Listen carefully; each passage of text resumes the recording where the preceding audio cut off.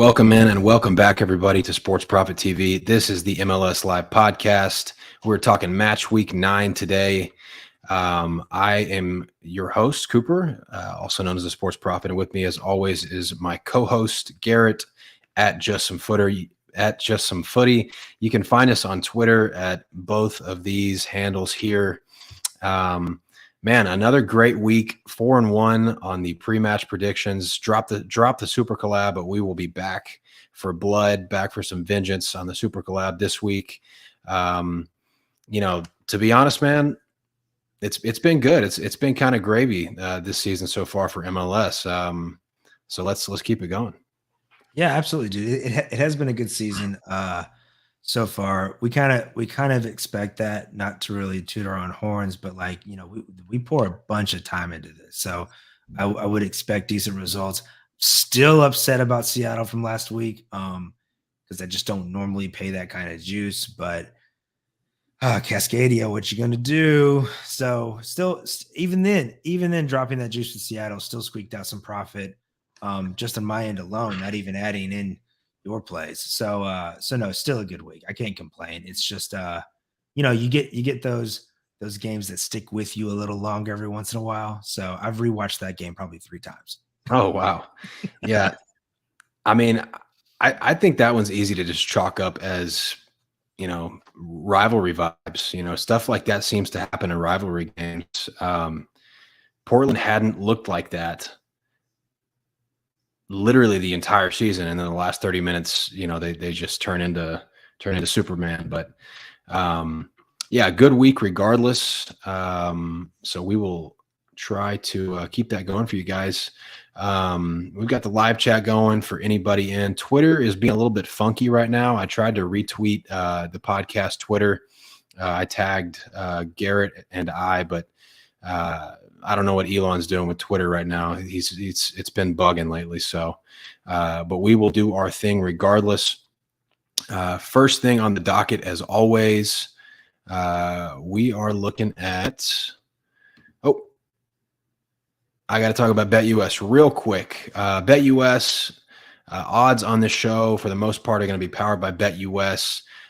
They're offering a generous sign-up bonus at the moment. 125%. That goes up to 200% if you deposit with crypto. The link to that bonus will be in the description of this video, so definitely check that out. But let's get to player news. We don't have as much player news this week as we had last week, but we have a couple of things to touch on before we get to predictions. Most notably is Daryl Dike, former Orlando City striker, currently in with West Brom and the English Championship. And of course, big time United States men's national team striker is just torn his Achilles. Brutal injury for Dike. I mean, it really sucked, honestly, to see him go down with that, because an Achilles injury is not something that you rebound from very, very easily. But what can you say about this? Yeah, so this is kind of a different week where we've got a United States men's national team friendly, if you want to call it that, midweek. It's a heavy MLS roster. So I thought, I'd bring up Dike because this just happened. I think they confirmed it either early this morning or late yesterday. Yeah. And it just stinks, man. Because it was literally an injury that kept him out of the World Cup. And then he comes back and now he's torn his Achilles. And it's just he's a great story. And his body is just betraying him right now. And so that's it just stinks. It stinks for him. It was a big move when Orlando got to ship him over to Championship. He was one of the cogs to establish that pipeline to Europe from MLS. So yeah, it's no good, no fun. Yeah, it is no fun. And unfortunate too, not just that he's injured now, but that he missed the World Cup, because we needed a striker very badly. So really unfortunate to see that. And then of course, Garrett also mentioned we do have some MLS call-ups for the United States versus Mexico, glorified friendly, I guess you can call it. It's not it's not full strength rosters from both sides, but anytime the United States plays Mexico, it's going to be an exciting game. So there is a lot of MLS players that have been called up. They're supposed to report back for club matches on Saturday and Sunday. So we'll see what happens with that. But we will get to, some players here and there that were called up to the United States men's national team as we get to predictions. Anything before we get to the predictions, Garrett? No, it impacts us because it is a heavy MLS roster. 19 of the 21 guys are in MLS. Obviously, not all of them will get a lot of run. I would like it if not any of them got a ton of run. And like you so rightly put it, a glorified friendly. So we'll have to see. This is why you should be following the show, following our handles on Twitter, just in case we need to pivot anywhere, because unfortunately there's an injury in this match or whatever that affects a team, or somebody gets way more run and there's a chance maybe they don't start this weekend. So just keeping up with news like that for the midweek, since we do this show early enough in the week to try to get you some good lines so you can beat some of that line movement. So some of these plays are still playable for you if you're juice averse like me. So yeah, just something to keep in mind. Yeah, I just want to echo one more thing before we get to the predictions. Something that Garrett just said. Tuning into this show, live, that's obviously ideal because the odds that we're giving to you guys are going to be like basically right now. Like whatever the odds are right now, that's what we're giving you guys. We've already taken them at these odds. So if you're tuning in live, that's ideal as far as, profitability and trying to make money in this league. There was line movement was nuts last week. So tune in as early as possible. Hopefully, if you happen to be tuning in later in the week, lines haven't moved too much, but that's just kind of a week to week thing. We're hitting over 62% right now in the season, which is fantastic. I mean, I'll take that all day, every day. And part of the reason is because we're taking lines and we're taking these positions early in the week. So props to everybody tuning in early in the week and riding with us on MLS. But yeah, let's get into predictions for match week 9 of the MLS season. I'm personally really excited about this week. I've got a couple of plays that I really like. Garrett has been white hot. He is less excited about this week because of the MLS call-ups, but we got some good stuff for you guys regardless, and we're going to try to keep the good times rolling. So, Garrett, if you want to get us started, let it rip. Yeah, so a lot of my plays feel more like gut calls this weekend as opposed to like heavy stats and analytics based like I usually give out. So we're going to start it off with NYCFC hosting FC Dallas. And I really like the both teams to score line here. It's very playable. So I'll just jump into it. None of the numbers really stick out, right? So NYCFC, their expected goals is just above a 1. If you look just at home games, that creeps to like a 1.2. But their offense struggled early in the season. They kept trying to run Magno as a false 9. That wasn't working. Here in the last few weeks, they switched him back to the wing where he just looks better. It's a more natural fit for him, and it helps that offense better. And then their expected goals against is right under 1 at 0.98. So like nothing to love here from NYC's perspective from attack or defense, as far as like, why would you be on both teams to score? But they're playing at Citi Field. They're not playing at Yankee Stadium, which is, it still creates its own dynamics, but Yankee Stadium is so narrow that it really messes with those road teams when they come in, especially if they rely on wide play. Citi Field's a little wider. It's still not going to look normal if you're watching it on television or if you're at the game, but it is a little wider. So I like the road teams when they have to play at Citi Field a little more than Yankee Stadium for that reason. But both teams to score at home, if you want to count that, because they played at Citi Field a couple of times this year already, as they have to rotate around the Yankees schedule. Right. Has hit in 3 of their 4 home games, or 75%. So a good percentage early in the season. If we look at Dallas, Again, nothing to really love there in the numbers. Their expected goals is only a 1.09. Expected goals against is a 1.24, a little better. But both their numbers go up when they're on the road. Their expected goals at home on the road is 1.24, and their expected goals when they're against when they're on the road is 1.32. So numbers get a little better when they're on the road. I like that. That's different from a Dallas team we've seen in the past. Both these teams have failed to not score either in their respective home or road splits, right? So NYC has scored in all their home games. Dallas has scored in all their road games. Both teams to score for Dallas in their road games is hitting at 67% or 2 out of 3. Really, the only things that to keep an eye on here is Ferreira got called up to the national team. I'm really wondering who's going to start in that striker position. Vasquez for Cincy also got called up. So we'll see who gets the 9, who gets the run out. But also, Areola was pulled out of the men's national team, held back for a precaution. His hamstring was a little tight. So they didn't say he has an injury. They just said it's a precaution. They're just going to go ahead and pull him out of camp, not take him to this game midweek. So I'm hoping Areola is there for the weekend to play.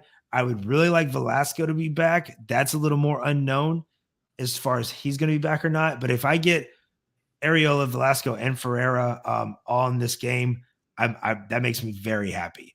But again, the stats I don't love them, but this is just a gut play here for a New York side whose defense, at least from the eyeball test, has not looked as good as the analytics say.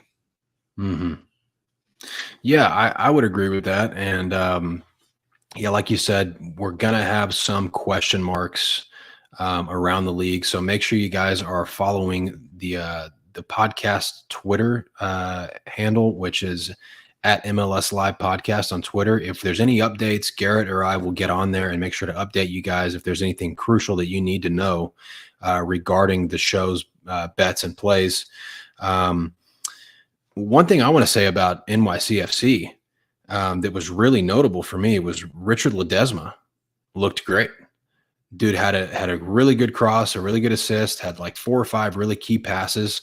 This was his first game coming over from PSV. 22-year-old American forward, attacking midfielder, whatever you want to call him. He seemed to boost that attack right away and fit in pretty seamlessly. And then this is just kind of a fun stat that I found.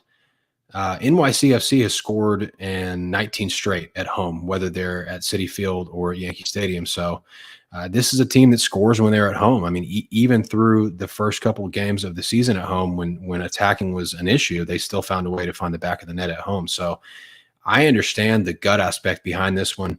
And I do think that sometimes we see from year to year a team that is trying to put emphasis on their attack. Sometimes they leave the door open behind defensively a little bit because maybe they're pushing more players forward, and for whatever reason, it just kind of turns out that way. So that might be what's going on with NYC defensively right now.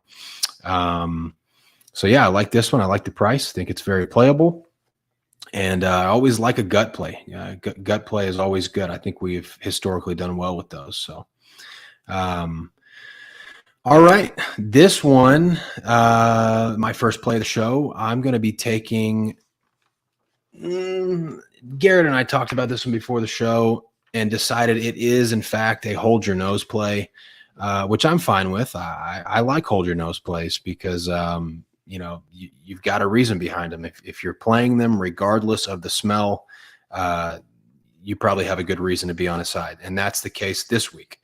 LA Galaxy,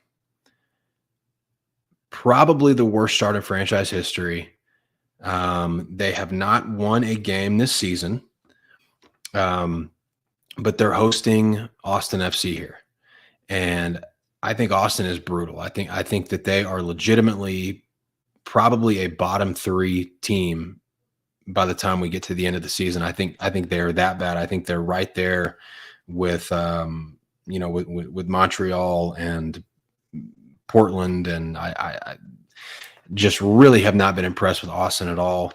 I was on their game with goals last week, and they were just they're just choppy, and I don't like any of the moves they make. You know, they went out and they got Rigioni and Zardes. Neither of those guys are helping the attack at all. Rigioni shouldn't. I mean, he hasn't shown me anything. Zardes is not even starting at this point. They're back to their basically depth striker. Urruti is basically the starter now for Austin because Zardes is so bad. They're just not threatening going forward at all. And I like what I saw in flashes from Galaxy last week in El Tráfico against LAFC. They ended up losing 3-2, but they showed some really good signs. Tyler Boyd looked good. Ricky Puig looked good. I cannot go huge on this play because Vanny, the manager, is bad. And I don't want to put that much trust in him, but I think this is a good hold your nose spot. I think the numbers suggest that LA Galaxy is playing better than their results from an expected goals and a goals added point of view. And Austin, they are fourth worst in attacking and expected goals, and they are top 10 in expected goals allowed. So they're not good at anything. They're terrible on both ends of the field right now. And I think LA Galaxy showed that they were hungry last week. They're back home here. I think that they go out with a favorable matchup and get 3 points for the first time of the year. So yes, it is a hold your nose play when you're playing money line on a team that's winless in 7. Like I think that's by definition a hold your nose play. But let me remind everyone that you play the lines, not the teams, right? That's Like right. so I don't think this is a bad spot. Because Austin is not very good. What I want from a Galaxy side is if I get we'll go back to El Tráfico, right? They come out and run 2 forwards in the second half. As soon as they do that, they once again have a higher expected goal total in that half than they've had in any full game where they have not run 2 forwards at all for any point in the 90. So they're just that team is built to run 2 forwards. Like the personalities, those players, that is where they excel at. Vanny is stubborn. I wish, I mean, with the way the fans are protesting and just revolting against that club, I really wish the front office would just get cleaned out, including Vanny, and Galaxy could just start to hit the reset button. Yeah. I will say this about the game. Yes, I agree. -115 for Galaxy money line at home is a good price. So I'm okay with this play. However, if for some reason Vanny has a change of heart and runs 2 forwards, you can absolutely lay goals.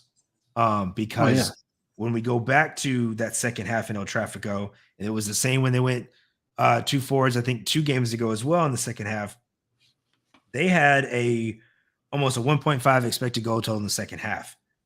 LAFC had a 1.82 expected goal total in the second half. Like, I understand why Vanny doesn't want to run it. It opens his side up and creates some defensive liabilities. However, the Galaxy have the firepower to overcome those and just beat people with goals, right? Like I could totally see this being a 3-1, 3-2 type game if we get 2 forwards and let the goals flow. That's what I've been looking for Galaxy all year, and all year I've been disappointed. So yeah, 1 forward, play this money line, 2 forwards, play Galaxy, and then however many goals you want. Like I think you can do either here, depending on how they line up. Yeah, I'm not holding my breath. I mean, from the press conferences we've seen from Vanny and from his responses, he is clearly not open to taking advice from anybody. He's going down with the ship, and he's made that pretty obvious. So regardless, I still like the spot. If something happens and they happen to go 2 forwards, even better for us. But I do like the spot. But moving on, let's go to Philadelphia and Toronto. So yeah, I'm playing it might raise some eyebrows. I don't know.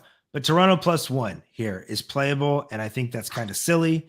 We'll just start with that for Philly. I'm expecting rotation this weekend with probably the second biggest game in this franchise history midweek with CONCACAF Champions League leg 1 against LAFC. Yep. It is the MLS Cup rematch. There's not going to be a game on this schedule for the rest of the year that Philly gets up for more than this one right here versus LAFC in the first rematch. But I'm expecting rotation because they ran so strong last week. You have to think that they want to give some guys some rest going into this huge match midweek, and they went out and made moves to get depth pieces in the offseason to ensure that they could do that they could rest some of their guys. Yep. Those depth pieces haven't really played the past couple of games. So I fully expect them to get some run here. Because they are so open about, hey, we are completely focused on CONCACAF right now. They just haven't looked great in league play. And so I've got Toronto here who are against the spread stalwarts early so far this season with a 3-1 against the spread record on the road so far. Insigne got minutes last game. I expect him to at least get more minutes. Probably not start yet. I could see them still easing him back, but he should get more minutes. So they're the highest paid player in MLS is back. And Toronto's been actually strong defensively so far with this season, which is not what we're used to seeing with the Toronto side. I mean, their expected goals against it is sitting right at a 1. They're like top 5, I believe. Yeah, I know. They're a really good defensive side. And they scratch out points, man. Look how many draws they have already. They're not a great team, right? Like an attack. They've missed Insigne. They don't really have an out and out 9 yet that I think they trust. And Bernadeschi can't do it all himself. So that team on attack has some stuff they still have to work out. I think we'll see that kind of work itself out here in the coming weeks as long as everyone stays healthy. But the defense is going to keep them in, especially if Philly rotate. Philly's attack, it's no slouch. Like they are still one of the better sides in terms of expected goals a game. Yep. But that's with their big starters. You start to rotate a little bit. I don't think it's the same way. This is such a big look ahead spot that Toronto +1 being playable with that push protection. Even if Toronto lose, they got to lose by 2 goals for you to lose money here. For this Toronto side that I've seen so far this season, I just don't see them losing by 2. Yeah, I really don't either. I love the push protection here. I love what you said about the defense that's improving. They went out and got Matt Hedges, former FC Dallas center back. He's been their best graded defenseman so far this year. So the defense looks a lot better. Insigne coming back. This is a playoff team if they're healthy. Like they are a playoff team. They've only lost 1 game this season, and that's with half the season without Insigne. Yeah, I mean, this on paper, and like you said about my LA Galaxy spot, we are betting spots, not teams. We're going to continue to do that and continue to make money on this league. So, and I do also want to say, because we don't do spreads a lot here like this, make sure your book is not a 3-way spread where it's got the +1, the -1, and then the draw. Like, so this where I've played this is just a 2-way. So if they lose by 1, this pushes and I get my bet back. So it voids the bet basically.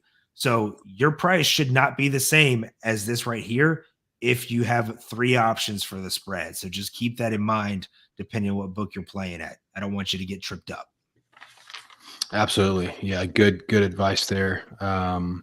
I've had that happen a lot, or I haven't had it happen to me, but people have messaged me and said, "Hey, why did this lose?" or whatever. It's because the books are not your friend, guys. They will trip you up if they can, and they're not going to give you a refund if you misread a bet. So, all right, good spot. Moving along, another hold your nose play for me. I'm going to New England. I'm going to take the Revs and Sporting Kansas City, both teams to score here at -135. I do have my reasoning. Sporting Kansas City have not won a game this season. They have been brutally bad. Statistics have been bad too. I'm fully aware of all that. But they have looked better the last couple of games.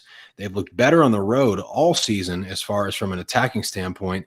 They're getting healthy. Johnny Russell back, Polito back. He's looking closer to full strength. And the reason I'm on this, honestly, I like the way that they looked before the red card last match against San Jose. They were dangerous. They came out with intent. They came out with an aggressive press. They were turning the ball over a lot.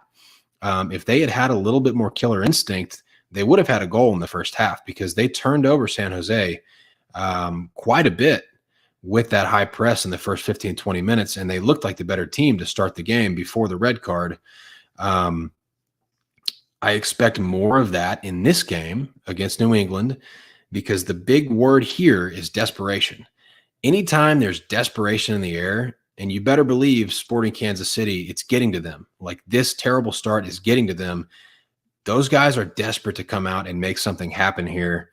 I expect more of the same as far as coming out with a press and coming out with intent to cause turnovers and try to get on the board. So yeah, this is a hold your nose play. It is more of a gut play. But there are some numbers behind why I like this. New England, right now they sit first place in the East. 5 wins, 2 draws, only 1 loss, 13 goals for, only 7 goals against, but they're 5th in expected goals allowed. Over 11 expected goals allowed this season, and they've only allowed 7 goals. So that's a 4-goal differential, in only 8 games. That's a pretty big disparity. Usually that means, negative regression is coming on that side of things. So I think New England is going to start conceding more than they have. I think you combine that with the desperation and what Kansas City has to do here. I think there's going to be goals in this game, and I think Kansas City has a good chance to knock one in and get something, maybe not something positive out of the game as far as a result, but I think there's going to be goals, and I think that this game is going to be open. This is the true hold your nose play. Yeah. I was just trying to look up some Petrovic stats real quick, but I couldn't get them in time. But how is he out of the back? Do what? How is he playing out of the back? Because I know he's been good, but how is he playing out of the back? He's saved his team, almost 1.5 goals right now or something like that. Like he's 1, 2, 3, 4, 5, 6, 7. He's like top 7 or 8 goalkeepers statistically in the league right now. Mm-hmm. I do think that number will rise. I'm high on Petrovic. I think he's one of the best goalkeepers in the league. I even think there's a chance he moves on in the summer and gets a Europe call. We'll see. Obviously, New England would like to hold on to him through the season, but we'll see how that goes. But I'm high on Petrovic. This, though, Sporting Kansas City, don't quote me on the stat, but it went something like this. Every team in the league has now had a game where they've scored at least 2 goals, okay? Except for Sporting KC, who only have 2 goals on the whole season. Yeah, no, I get it. It is scary how they are getting a ton of shots and they just don't feel like they're a threat at all. These shots are just not quality. They've got the yips. And you say desperation, but Peter Vermees signed a 5-year extension in February. Once the United States Soccer Federation started sniffing around, they locked him up to a 5-year deal. So I do not like the scenario with a coach who has tons of job security right now and a team that is bad or playing poorly. That's usually not a great combo. Anyways, back to the actual play here. This is so interesting to me because the Revs expected goals against is a lot higher than you would expect, surprisingly. Yep. Revs are usually known for having a pretty good defense, and they are letting some legit quality looks come through that Petrovic is having to face. It's in fact, he's faced the most shots in the league. Wow. So it's not a great time for him, and so he has literally saved them multiple times already. Dude, this play for this price, Yeah, and the epitome of a hold your nose play, but I'm not saying it's the wrong play. Like KC has to score, right? Like at some point, they're getting all these chances. They have to score. And New England's letting good looks. Something's got to give here, right? Yep. Either Kansas City is actually going to get some good looks this game, or the Revs are just going to magically fix their defense. Like the former seems likelier, right? Like Kansas City is actually going to get some decent looks. So yeah, and yeah, if Sporting is going to be desperate and really be a little more aggressive than maybe we anticipate, the Revs will punish them for that. Absolutely. I mean, San Jose did it in 4 minutes last game, like the first 4 minutes of the game. Oh, who will win? Listen, there's no way you can get me to back Kansas City. Like not until I see it, right? I mean, they're plus 350 or worse on most books. Like so, New England's a heavy favorite here as far as from a soccer perspective, right? So, no, yeah, I would absolutely back New England here if I had to choose a winner. But I don't love this game. Like this was a No. game I wasn't looking at when we were tossing out plays, and I was really surprised to see Cooper on it. So I'm going to follow his instincts here, and I'll play it, but I won't enjoy it. Fair enough. Fair enough. Definitely, like you said, this is the definition of a hold your nose play, but we are rocking and rolling. So, okay, let's get to the last play of the show, which is probably my personal favorite of all of Garrett's plays this week. Really excited to talk about this one. Yep. So, going to hit up Real Salt Lake at home, and they're hosting San Jose Earthquake. And this is just two bad defenses and some offenses that are really trying to make some noise. Yep. And so I'm getting both teams to score in over 2.5 at a very playable price. Like the price actually surprised me how good it is, in my opinion. But so we'll just kick it off with the defenses. So for expected goals against, RSL are 1.75 expected goals against a game or goals conceded. And then San Jose is a 1.32 goals conceded a game, at least from an expected value. So I think you've got a good shot at both teams to score right there based on those values. And then you get to sprinkle in an offense like San Jose, which is doing 1.58 expected goals a game. RSL is actually underperforming right now, and they've got a 1.33 expected goals a game, and they're at home. Neither side has kept a clean sheet in their respective home or away splits. So RSL's had 3 home games this season, no clean sheets. San Jose only 2 road games this season, no clean sheets. San Jose's no clean sheets is not a surprise. A little bit of a surprise for RSL to not have any clean sheets at home, considering it's the second highest elevation outside of Colorado. And that does play on teams a little bit. And then going back to one of my favorite stats, San Jose still has room for goal improvement on top of how good their offense has looked already. They're top 4 in big chances created and top 3 in big chances missed. Now this is a game where, especially after seeing RSL get beat by St. Louis like they did at home, I think for the first time in a while, I'm a fan of road teams traveling to Real Salt Lake and checking out this defense, especially if they have an attack like San Jose where you know they can click and get some goals. So yeah, both teams to score over 2.5 is here. Maybe you see a 2-2. RSL winning here actually bothers me a little bit. Like it's hard for me to see, and they're almost even money. So I think this is a game where the books aren't giving San Jose a little bit of their due. And yeah, I think you see at least 3 goals here with both teams netting at least 1 each, and then we'll find a winner somewhere. Yeah, man, this Real Salt Lake defensive unit is in, very, very elite company, and I don't mean that in a good way. Montreal, Portland, Charlotte, and Real Salt Lake. Those guys, those clubs defensively are in a class of their own this season. They're way worse than everybody else, than the rest of Major League Soccer. And they're all 4 pretty close to being as bad as the next. But San Jose, I think they've been undervalued most of the year from a betting perspective. This is a team that you and I both are high on. I think they're going to be an over team. They're going to continue to be an over team for the remainder of the season as long as everybody stays healthy. And I'm happy to keep riding them because they have been good to us so far. And I think that there's even more goals potentially coming. Some big. Some big goal performances from them as we move along throughout the season. But the only reason I would have confidence in Real Salt Lake here is because they are at home as far as them scoring. That and San Jose haven't been great defensively either. So really just a good matchup for goals. I think this one is one that I'll for sure be on personally as well. I guess the total is probably at 2.75 without this, isn't it? I believe so. Yeah.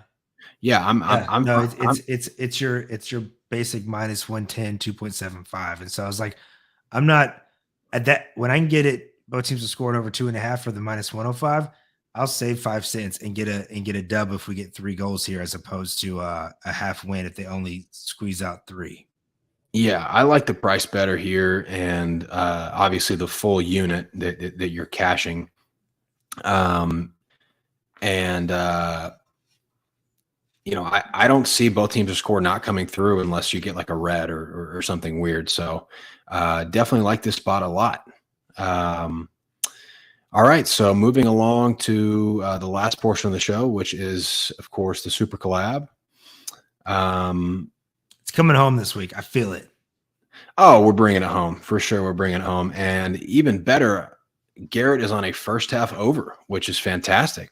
Oh, yeah. I had to mix it up, right? Like I've killed it the last 2 weeks with just a juice both teams to score. And so I'm just in a funk there. So I had to mix it up. So, yeah, I'm going with the first half, just over 0.5 in the Atlanta Chicago game.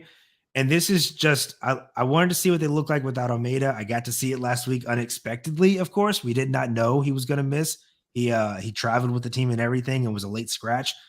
But a goal in the first half has hit in 75% of Atlanta's games and 71% of Chicago's games. Both these teams just get a quick start in a lot of their games. And so I'm trying to mix it up. Sometimes where you're in a rut, you got to change it up, mix it up a little bit. So I was like, Cooper's always tossing out these first half plays, right? Like, let me dip my toe, but let me dip it one that I'm comfortable with, So don't give you plus money this week on the Super Collab like we normally do. But I like both of these plays a lot better than I have maybe of any of the Super Collabs this year so far or this season so far. So yeah, we'll see if I can mix it up and get some joy here with the first half total. Like just give me a goal. Either one of these teams, just score 1 goal and we're in business. Yeah, absolutely. I like this spot a lot too. Obviously Atlanta is prone to giving us open games for the most part. So I think we get that. And Chicago, like you said, has also played kind of a similar style this season. They've actually looked pretty good. Like Chicago's build-up play this year has been fairly impressive. It's the kid, man. It's Gutierrez there in the middle, running as the 10. Shaq played some minutes last game for the first time in a few weeks. I need them to move Shaqiri back out to the wing and let Goot just cook there at the 10 spot, man. He has been phenomenal, and he's only 19. Yeah, they look really smooth in transition. I guess the only thing they're really missing is like a standout 9, right? Yes. But I don't know, man. Like, you've got the never aging Kai Kamara there, dude. And he's scoring goals because he's just instinctual, right? Like he's not going to beat you for pace anymore. He's not going to beat you in the air too many times. Like the legs just ain't what they used to be. But he's going to be in the right spots when he's hunting for goals, right?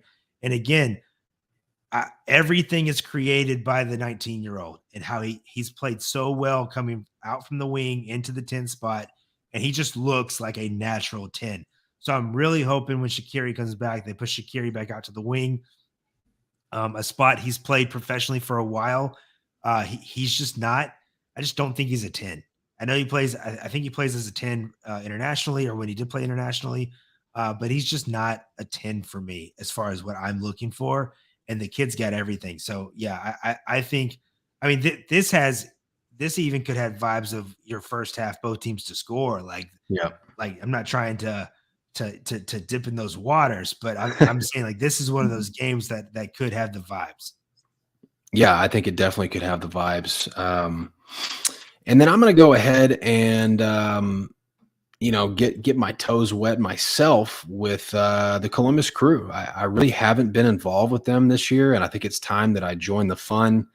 I watched a really cool YouTube video yesterday on Wilfried Nancy's, basically like his style, like the what he asked from his players and the way that they move the ball, and just kind of his approach to the game.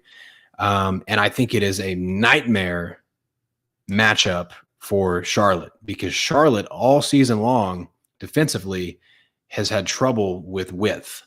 Like you see them defensively, they're all bunched up, like their spacing is just off, and they've just had issues with that all year. Well, Columbus Crew, what they like to do is they love those big long switches, and then they reset, and they get you with a give and go when you're a yard or two out of place.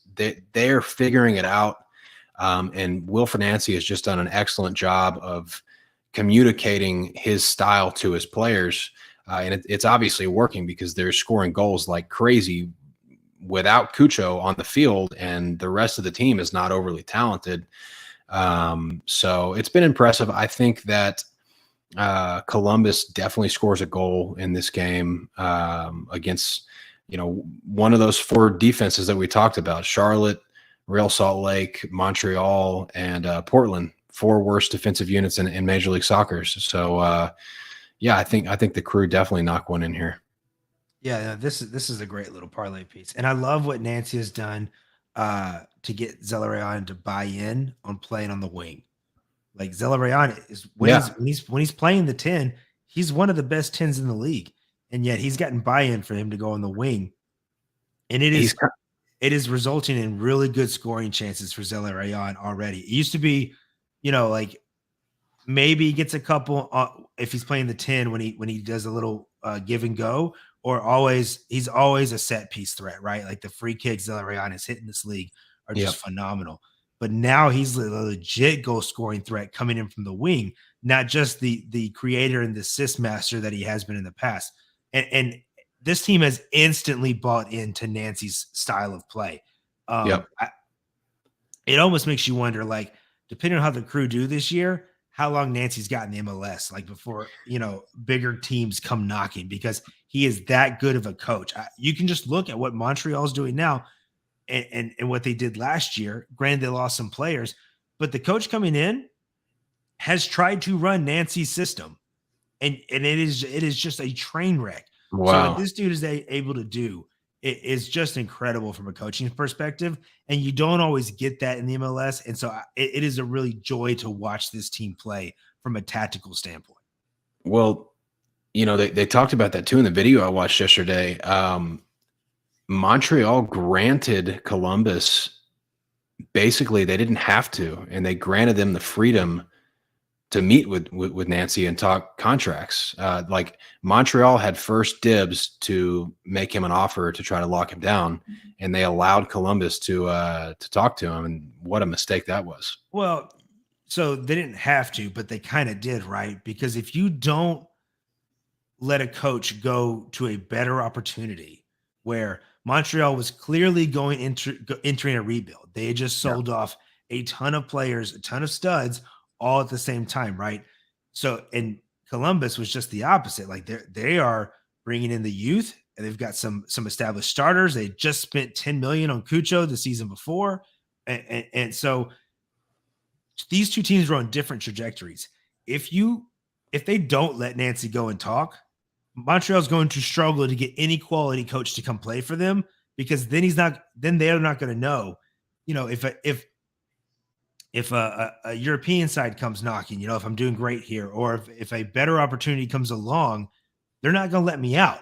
So I'm not going to go there. So No, Montreal didn't have to, but they kind of had to if they want to Right. keep the doors open for other prospective managers in the future. Yeah, that's a good point. All righty. Well, we gave you guys 5 pre-match plays and 1 super collab. And, like I mentioned before the show, it's been a good run, so we'll look to keep that going. Just a quick reminder to hit the thumbs up on the video. Really helps us out. Share the video if you got friends that like to bet Major League Soccer. We are also on Twitter at the MLS Live Podcast on Twitter. So make sure you subscribe so when Twitter's acting up and we can't send out the link, you get a notification anyway, because you're already looped in. Exactly. Yeah, make sure you subscribe, because we actually dealt with that today. Twitter was bugging, so it was hard to get the message out. But we appreciate everybody that took the time to tune in, and everybody that tunes in during the week. Let's cash some tickets. Anything else, Garrett? No, as always, best of luck to what you're on this weekend. Jose, I see you. Appreciate you dropping in as always, man. Yeah, best of luck, guys. See y'all next week.